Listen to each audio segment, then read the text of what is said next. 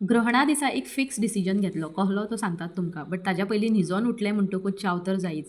आतां न्हू गोड खावपाचें खूब कमी करूंक जाय. रिजनूच तशें आसा. 40र धांवणारे म्हाजे वजनाचे कांटे आतां 55 क्रॉस केले.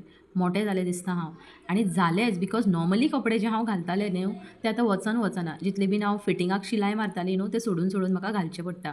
बट चाय आनी बिस्कीट हाज्या शिवाय म्हाजी सकाळूय जायना आनी सानूय वचना. दनपारच्या टायमाची एक बरी झॅम जातकूच न्हू घोवाचो एकूच डिमांड आसता की तुज्या हातची कडक चाव जाय म्हणून. तेका लागोन म्हाका खुटी चाव आनी तेका बरी कडक चाव घेवन बाल्कनीन येयले आमी. हांगा बसोन फक्त हे वाटेचे ते वाटेचे खबरी आसता आमचे. हो जो टायम स्पेंड करता न्हू तो दिसभराचो म्हाका खूब आवडतो असो म्हणूंक शकता. प्लस म्हाजी झाडां झाडांची कॅर घेता आनी तेंच्या बरोबर टायम स्पेंड करता. आतां हांकां न्हू हांवें खत रेडी करपाचें चिंतलां. सो युट्यूबार पळोवन कितें कितें इन्ग्रेडियंट्स जाय म्हटल्यार कितें कितें वेस्टेज जाय तें म्हाका सगळें लागीं करपाचें आसा.